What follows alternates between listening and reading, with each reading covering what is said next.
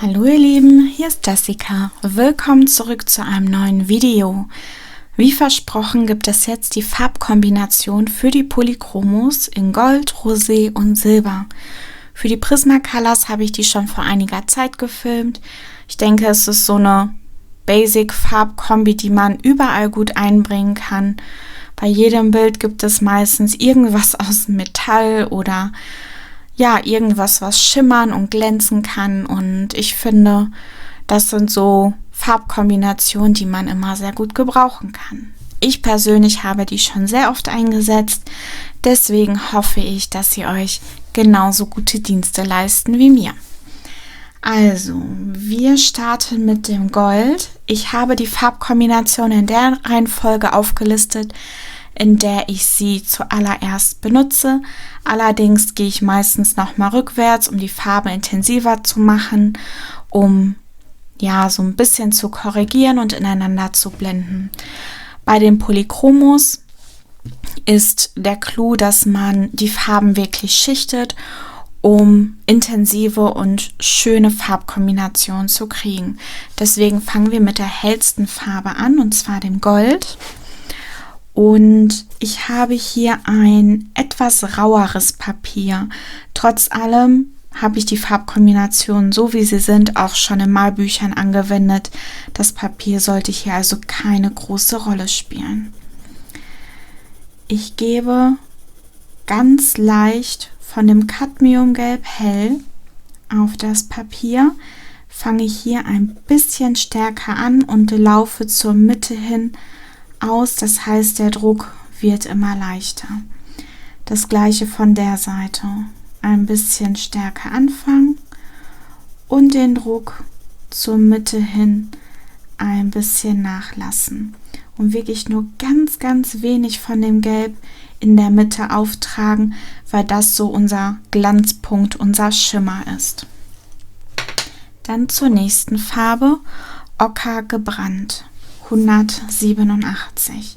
Hier das gleiche, mit einem bisschen mehr Druck am Rand, die Farbe zur Mitte hin immer leichter werden lassen, aber nicht ganz bis zur Mitte gehen, sondern ja so auf Hälfte der Strecke ungefähr aufhören. Wenn es später zu wenig von dem Braun ist, kann man immer noch was dazugeben. Lieber erst mal mit weniger anfangen und leichter. Das lässt sich hinterher immer noch gut korrigieren. So. Die dritte Farbe, Umbra Natur 180. Hier wieder das gleiche Spiel. Also mit mehr Druck anfangen und die Farbe auslaufen lassen. Vor dem hellen Braun auf jeden Fall. Das helle Braun, das wir davor hatten, das Ocker gebrannt, geht ein bisschen weiter als das Umbra Natur.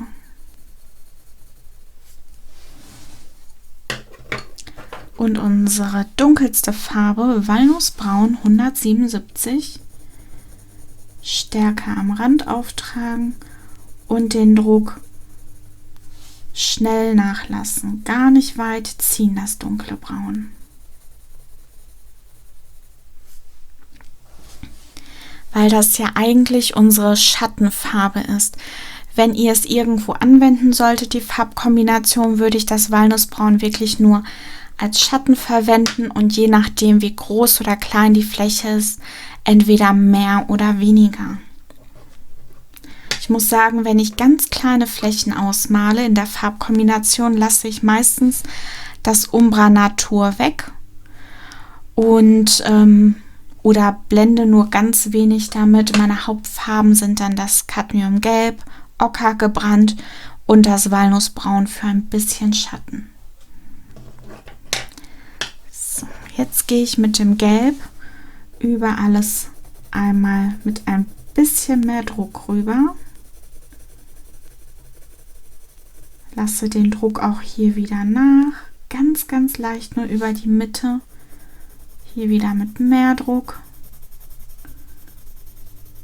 und den Druck zur Mitte hin nachlassen und nur ganz, ganz leicht. Dann das Ocker gebrannt.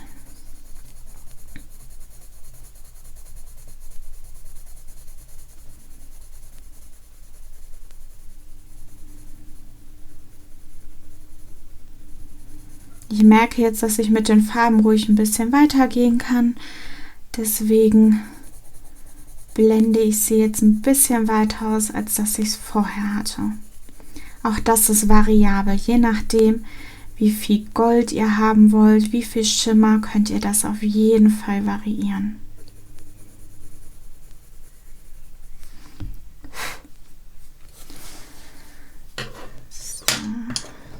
Ich möchte hier noch ein bisschen mehr von dem Goldton haben.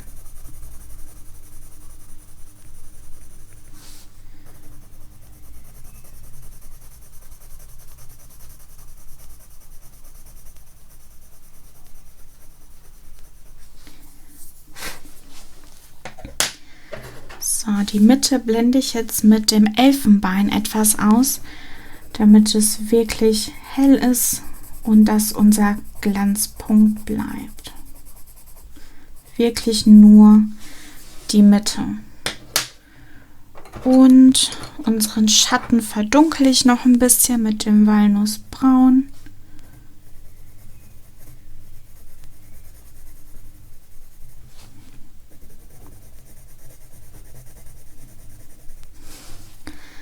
Und blende es mit dem Umbra Natur noch ein bisschen aus.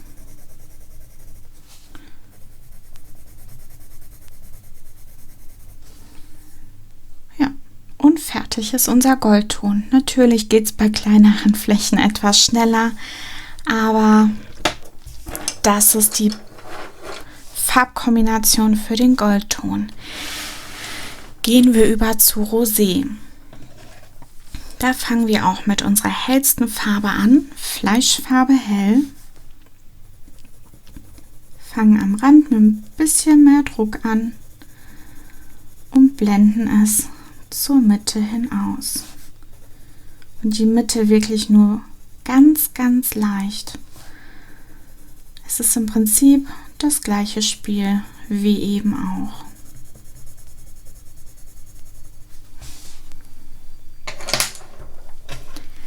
Dann Zimtbraun 189 mit mehr Druck anfangen und den Druck auslaufen lassen.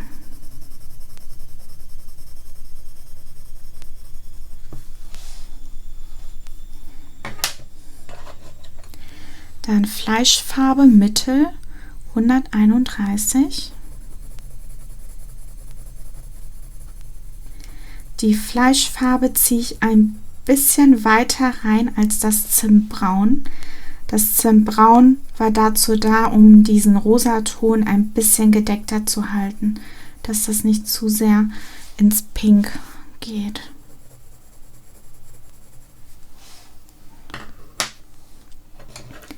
Venezianisch Rot 190.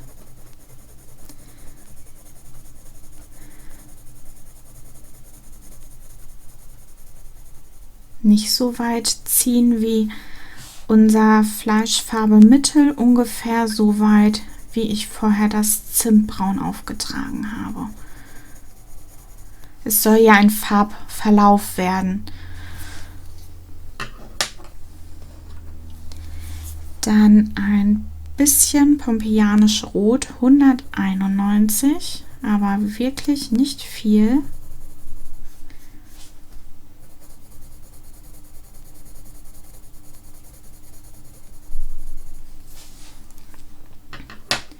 Und zuletzt Indisch Rot 192 als Schatten, wenn man das in seinem Bild braucht.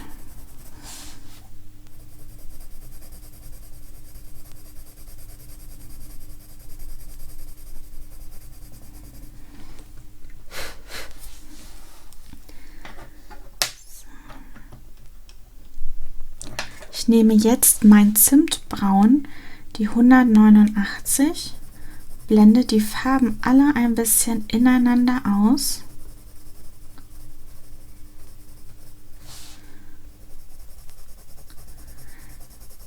finde, das Zimtbraun ist hier unsere wichtigste Farbe eigentlich. Das hält die Farbtöne so ein bisschen gedämpfter. Dann geht das nicht so ins Rosa rüber, sondern es bleibt dann wirklich ein Roséton. Dann nehmen wir nochmal Fleischfarbe hell.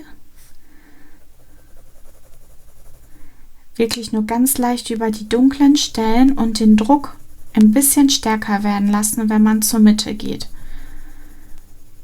Ganz leicht hier rüber, das bleibt unser Glanzpunkt. Wenn man möchte, kann man hier auch mit Weiß den hellsten Ton, also Fleischfarbe mittel, ausblenden.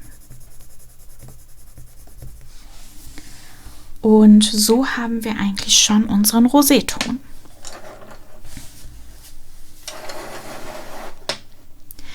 Wenn man etwas in den Farbtönen variiert und ein bisschen mehr von dem, muss ich gerade mal gucken, ein bisschen mehr von dem venezianisch Rot reinbringt, dann kann man auch einen Kupferton erzeugen. So, Silber. Wir fangen auch hier wieder mit der hellsten Farbe an und ich finde, wenn man Grautöne kombiniert, also sagen wir mal für Steine oder jetzt hier für den Silberfarbton, ist es eigentlich immer ganz simpel, wenn man in der Farbgruppe bleibt. Hier bleibe ich zum Beispiel in der Kaltgrau-Farbgruppe. Ich finde, dass die Farbtöne in diesen Gruppen an sich ganz gut aufeinander abgestimmt sind.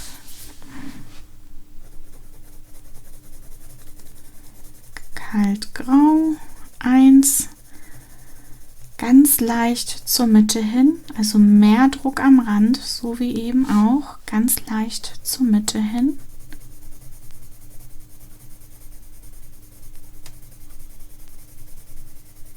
Ihr werdet wahrscheinlich kaum etwas sehen können, weil die Farbe wirklich sehr hell ist. Dann Kaltgrau 2, mehr Druck am Rand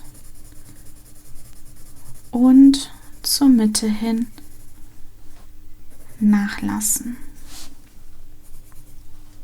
Mehr Druck am Rand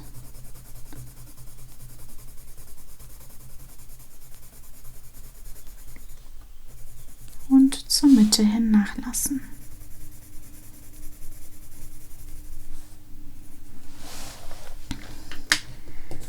Dann Kaltgrau 4.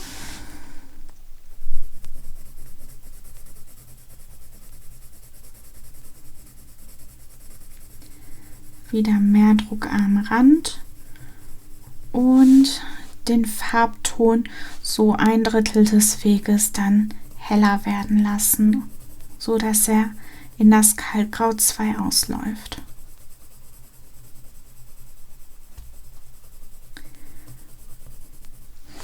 Das ist für mich schon die Farbkombination für ein helles Silber und für mich hat es meistens schon gereicht. Man kann hier auch noch ein bisschen Indigo-Blau zum Beispiel reinbringen, um dem Silber so ein bisschen Blauschimmer zu geben. Das haben ja manche Silbertöne. Man kann ihn aber auch so kalt lassen. Dann kann man aber, wenn man es ein bisschen dunkler haben möchte oder mehr Schatten braucht, Kaltgrau 6 nehmen. Und hier wirklich nicht viel dazugeben. Wir wollen ja nicht, dass das eine Kombination für Steine oder Kies zum Beispiel wird.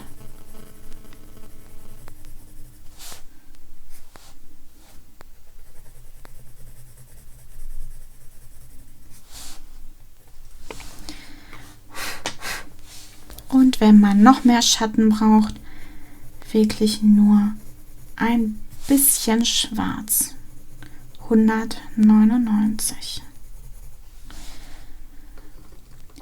Dann würde ich jetzt noch mal zum Kaltgrau 4 greifen und meine dunklen Grautöne ineinander blenden damit, so dass es etwas ebenmäßiger aussieht.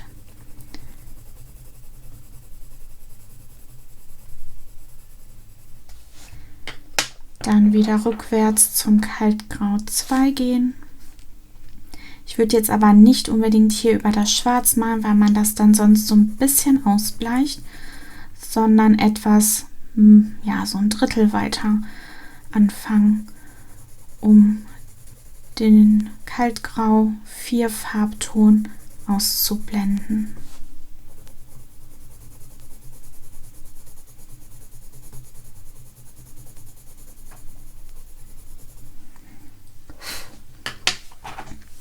Und mit dem hellsten da war irgendwas.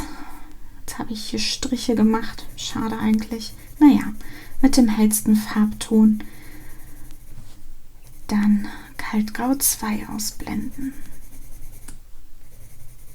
Und hier in der Mitte natürlich unseren Glanzpunkt lassen. Wenn man möchte, kann man hier auch wieder mit ein bisschen Weiß drüber blenden. Aber ansonsten war es das eigentlich. Diese Striche hier ignorieren. Ich habe eben nicht gesehen, dass ich was am Stift hatte.